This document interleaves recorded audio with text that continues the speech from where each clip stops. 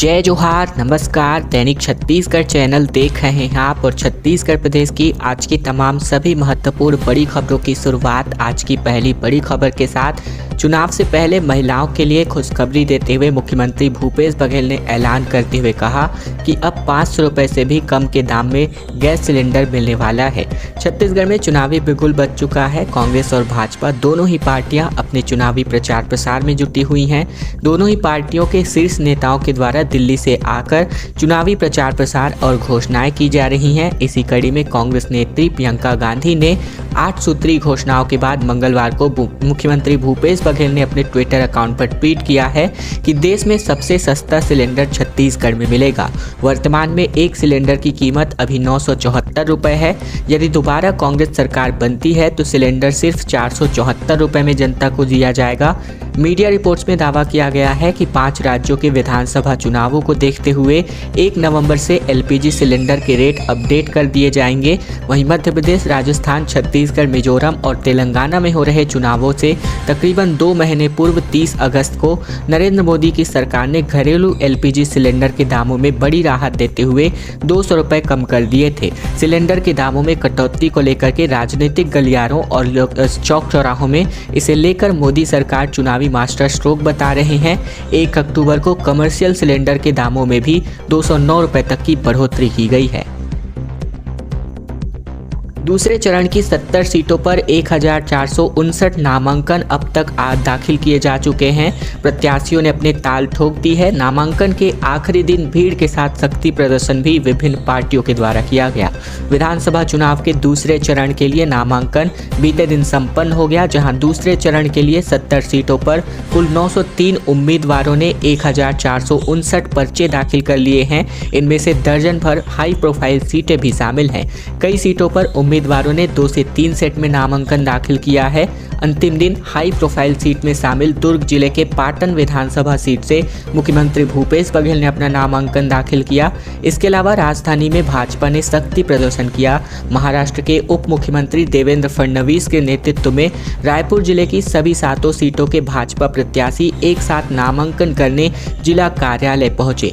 दूसरी तरफ कांग्रेस से रायपुर ग्रामीण के प्रत्याशी पंकज शर्मा और रायपुर पश्चिम से प्रत्याशी विकास उपाध्याय ने भी अपना नामांकन दाखिल किया है। विकास पत्नी के साथ स्कूटर पर अपना नामांकन दाखिल करने पहुंचे थे। डिप्टी सीओ विनय अग्रवाल ने प्रेस कॉन्फ्रेंस में बताया कि दूसरे चरण का मतदान 17 नवंबर को होना है। 31 अक्टूबर को नामांकन पत्रों की जांच होगी। 2 नवंबर तक नाम वापस लिए जा सकते हैं। ट्रेनों के डाइवर्ट होने की वजह से यात्री परेशान होते नजर आए, जिसको लेकर रेलवे स्टेशन पर जमकर हंगामा मचा दिया गया। बिलासपुर से खबर, जहां रेल हादसे की वजह से ट्रेनों के रद्द और डाइवर्ट होने की वजह से नाराज यात्रियों ने बिलासपुर रेलवे स्टेशन पर बीते दिन जमकर हंगामा मचा दिया। 2 दिन पहले आंध्र प्रदेश के विजयनगरम जिले के कंटापल्ली के पास ट्रेन दुर्घटनाग्रस्त हो गई थी, जिसको लेकर के ईस्ट कोस्ट रेलवे ने कई ट्रेनों को रद्द कर दिया है और उनका मार्ग बदल दिया गया है, जिससे यात्री परेशान होते नजर आए।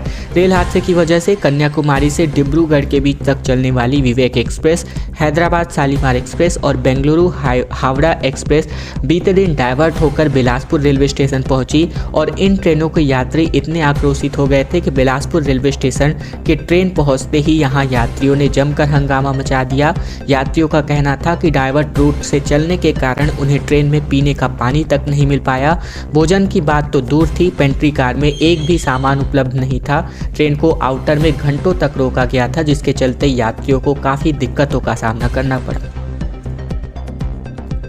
नागपुर में होने वाले 1 दिसंबर का क्रिकेट मैच शिफ्ट करके अब छत्तीसगढ़ के शहीद वीर नारायण सिंह अंतर्राष्ट्रीय क्रिकेट स्टेडियम में किया जाएगा। भारत ऑस्ट्रेलिया T20 सीरीज का चौथा मैच रायपुर में होने वाला है। वर्ल्ड कप क्रिकेट खत्म होने के बाद भारत और ऑस्ट्रेलिया के बीच होने वाली 5 मैचों की T20 श्रृंखला का चौथा मैच 1 दिसंबर को रायपुर के शहीद वीर नारायण सिंह अंतर्राष्ट्रीय क्रिकेट स्टेडियम में खेला जाएगा। BCCI की ओर से स्केड्यूल जारी कर दिया गया है। अभी ये मैच नागपुर में खेला जाना प्रस्तावित था, लेकिन अब इसे रायपुर शिफ्ट किया जा रहा है। इसके लिए प्रशासन और पुलिस विभाग को तैयारी करने के निर्देश जारी कर दिए गए हैं। भारत और ऑस्ट्रेलिया सीरीज का संशोधित शेड्यूल जल्द ही जारी कर दिया जाएगा। अफसरों के मुताबिक नवा रायपुर के स्टेडियम में मैच की सुरक्षा को लेकर अन्य सभी तरह की तैयारियों पर एक दौर की चर्चा हो चुकी है। मुख्यमंत्री भूपेश बघेल बीते दिन बस्तर पहुंचे, जहां भनपुरी बकावन में सभी को संबोधित करते नजर आए। कांग्रेस प्रत्याशियों के लिए इन्होंने वोट देने की अपील की। छत्तीसगढ़ के मुख्यमंत्री भूपेश बघेल बस्तर दौरे पर रहे, जहां वे नारायणपुर, चित्रकोट और बस्तर विधानसभा से कांग्रेस प्रत्याशियों के लिए जनता से वोट मांगने पहुंचे। सबसे पहले नारायणपुर विधानसभा के भानपुरी पहुंचे, जहां विशाल आम सभा को इन्होंने संबोधित किया। नारायणपुर से एमएलए और कांग्रेस प्रत्याशी चंदन कश्यप ने चुनावी माहौल भी बनाया। मुख्यमंत्री ने कहा कि पिछली बार हमने सरकार बनने से पहले ही किसानों का कर्जा माफ करने की बात कही थी। सरकार बनी और हमने अपना वादा पूरा किया। इस बार भी किसानों का कर्जा माफ किया जाएगा। इन्होंने कहा कि इस बार कांग्रेस की सरकार बनते ही केजी से लेकर पीजी तक की मुफ्त पढ़ाई और 200 यूनिट तक बिजली मुफ्त में दी जाएगी। छत्तीसगढ़ में राज्य स्थापना दिवस को लेकर अवकाश घोषित कर दिया जा चुका है। 1 नवंबर को सरकारी संस्थान बंद रहेंगे। सामान्य प्रशासन विभाग ने इसका आदेश जारी कर दिया है। छत्तीसगढ़ में राज्य स्थापना दिवस के अवसर पर सामान्य प्रशासन विभाग ने अवकाश की घोषणा की है, जिसके तक 1 नवंबर को सभी सरकारी संस्थान और प्रतिष्ठान कार्यालय बंद रहेंगे। इसको लेकर सामान्य प्रशासन विभाग ने लिखित आदेश बीती रात को जारी किया। मुख्यमंत्री योगी आदित्यनाथ का छत्तीसगढ़ दौरा होने वाला है। रोड शो आयोजित करने के लिए छत्तीसगढ़ विधानसभा चुनाव को लेकर राजनीतिक दलों ने अपनी कमर कस ली है। लगातार केंद्रीय मंत्रियों और दिग्गज नेताओं का चुनावी दौरा जारी है। इसी कड़ी में 4 नवंबर को उत्तर प्रदेश के मुख्यमंत्री योगी आदित्यनाथ छत्तीसगढ़ दौरे पर आ रहे हैं। कवर्धा और भिलाई में जनसभा को संबोधित करेंगे। मिली जानकारी अनुसार उत्तर प्रदेश के मुख्यमंत्री योगी आदित्यनाथ कवर्धा में भाजपा प्रत्याशी विजय शर्मा के पक्ष में अपनी बात रखेंगे। फिर भिलाई में प्रेम प्रकाश पांडे का समर्थन करते हुए रोड शो में शामिल होंगे। छत्तीसगढ़ में उनके दौरे को लेकर पूरी तैयारियां की जा रही हैं। सुरक्षा के भी कड़े इंतजाम कर लिए गए हैं। जगदलपुर में 38,63,000 रुपए कैश जब्त किए गए हैं ऑनलाइन सट्टा को लेकर के, जहां ऑनलाइन सट्टा खिलाते 2 खाईवाल गिरफ्तार हुए हैं। मोबाइल और लैपटॉप में सट्टेबाजी के कई सबूत भी पाए गए हैं। जगदलपुर में पुलिस ने ऑनलाइन सट्टा खिलाने वाले 2 खाईवालों को गिरफ्तार किया है, जिनके पास से तकरीबन 38,63,000 रुपए के कैश जब्त किए गए हैं। इसी के साथ ही मोबाइल फोन, लैपटॉप समेत बाकी सामान पुलिस को मिला है, जिनमें कई सबूत भी बरामद हुए हैं। दोनों आरोपियों को न्यायिक रिमांड पर जेल भेज दिया गया है। मामला सिटी कोतवाली थाना क्षेत्र का है। जानकारी के मुताबिक पुलिस को सूचना मिली थी कि शहर के कई ठिकानों में 2 युवक व्हाट्सएप के माध्यम से ऑनलाइन सट्टा खिलाने का काम करते हैं। इसके बाद पुलिस ने कार्यवाही करने की रणनीति बनाई। फिर टीम को संजय इतवारी बाजार भेजा गया, जहां एक ठिकाने से 2 संदिग्ध की पहचान कर उनकी घेराबंदी करते हुए इनको हिरासत में लिया गया है। बिलासपुर में प्रियंका गांधी ने कांग्रेस का थीम सॉन्ग लॉन्च किया। इन्होंने कहा कि नेताओं से आप भी पूछिए कि उनकी नीयत क्या है। खैरागढ़ में 8 बड़ी घोषणाएं इन्होंने की है। कांग्रेस महासचिव प्रियंका गांधी बिलासपुर में आयोजित चुनावी सभा में छत्तीसगढ़ प्रदेश कांग्रेस का थीम सॉन्ग लॉन्च करते नजर आए, जहां उन्होंने अपने संबोधन की शुरुआत मां महामाया अरपा मैया के जयकारों से की। यहां उन्होंने खैरागढ़ में की गई घोषणाओं को एक बार फिर दोहराया।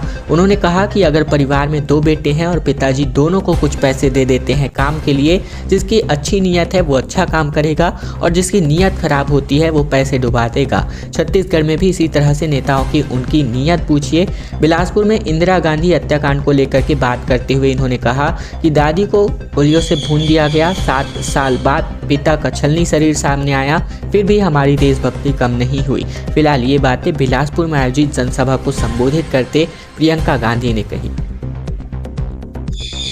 छत्तीसगढ़ में बीजेपी सरकार आई तो भ्रष्टाचारियों पर बुलडोजर चलाया जाएगा। बलरामपुर में सांसद दिनेश लाल निरहुआ ने कहा कि यहां बाबा का बुलडोजर आएगा।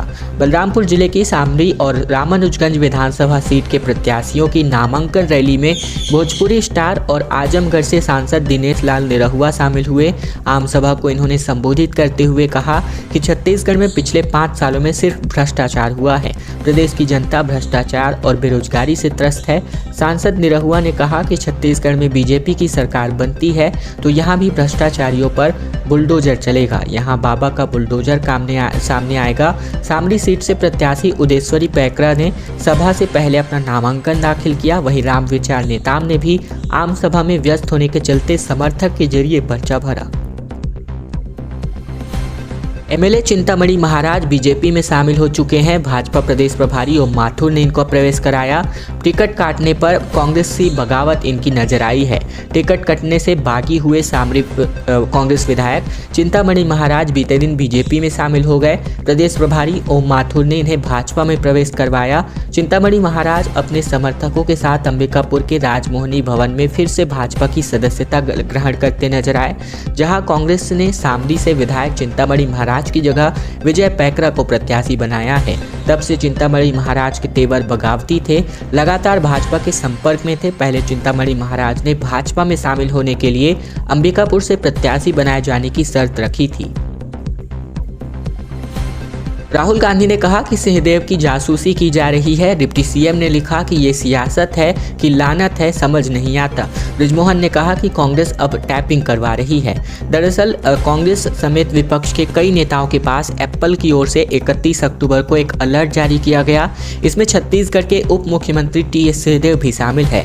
इस अलर्ट के बाद कांग्रेस नेता राहुल गांधी ने कहा कि छत्तीसगढ़ के डिप्टी सीएम टीएस सिंहदेव के फोन को टैप किया जा रहा है, इनकी जासूसी के प्रयास हो रहे हैं। सिंहदेव समेत कई नेताओं को अपने एप्पल फोन पर एक नोटिफिकेशन अलर्ट रिसीव हुआ है, जिसमें बताया गया है कि उनके फोन को हैक करने का प्रयास किया गया है। जिसके अलर्ट के बाद दिल्ली में बीते दिन राहुल गांधी ने प्रेस कॉन्फ्रेंस की और कहा कि विपक्ष के खिलाफ ये साजिश रची जा रही है। बीजेपी सरकार बनने पर जसपुर में मेडिकल कॉलेज खुलेगा। पूर्व सीएम डॉक्टर रमन सिंह ने कहा कि कांग्रेस के नेता, मंत्री और विधायक अवैध कारोबार में लिप्त हैं। जसपुर जिले की तीनों विधानसभा सीट जसपुर, कुनकुरी और पत्थलगांव के बीजेपी प्रत्याशियों ने बीते दिन रैली निकालकर नामांकन पत्र दाखिल किया। इस रैली में पूर्व सीएम डॉक्टर रमन सिंह ने कहा कि भाजपा सरकार बनने पर जसपुर में मेडिकल कॉलेज खुलेगा। कांग्रेस विधायक विनय भगत पर इन्होंने भी गंभीर आरोप लगाए। साथ ही कांग्रेस विधायक विनय भगत पर आरोप लगाते हुए इन्होंने कहा कि बाजार डांड स्थित बलराम मंच में चुनावी सभा में इन्होंने कहा कि जसपुर जिले की मिट्टी और यहाँ के निवासी बहुत ही सौभाग्यशाली हैं, जो उन्हें दिलीप सिंह जुदेव जैसा महान व्यक्ति के साथ रहने और संघर्ष करने का अवसर मिला। कांग्रेस पर निशाना साधते हुए सरकार के संरक्षण में कांग्रेस के नेता, मंत्री और विधायक रेत तस्करी, जुआ, सट्टा और ऑनलाइन ऐप जैसे अवैध कारोबार में लगे हुए हैं, इस बात का आरोप इन्होंने लगाया। रमन सिंह ने छत्तीसगढ़ में बीजेपी सरकार बनने पर जसपुर में मेडिकल कॉलेज खोलने का भी वादा किया है। एमएलए देवेंद्र यादव पर वित्तीय अनियमितता का आरोप लगाया गया है, जिस पर प्रेम प्रकाश पांडे ने कहा कि महापौर रहते भिलाई निगम में इन्होंने 320 करोड़ रुपए की गड़बड़ी की है। दरअसल भिलाई नगर विधानसभा में भाजपा और कांग्रेस के बीच आरोप और प्रत्यारोप का दौर शुरू हो चुका है, जहां भाजपा प्रत्याशी और पूर्व मंत्री प्रेम प्रकाश पांडे ने विधायक देवेंद्र यादव के ऊपर भिलाई निगम महापौर में रहते हुए 320 करोड़ से अधिक की आर्थिक अनियमितता करने का आरोप लगाया है। भारतीय जनता पार्टी से भिलाई नगर विधानसभा के क्षेत्र के प्रत्याशी प्रेम प्रकाश पांडे ने बीते दिन न्यू खुर्सीपार में चुनाव के केंद्रीय कार्यालय का लोकार्पण किया, जहां प्रेम प्रकाश पांडे ने कहा कि देवेंद्र यादव ने भिलाई नगर निगम के महापौर रहते हुए बड़े पैमाने पर भ्रष्टाचार किया है।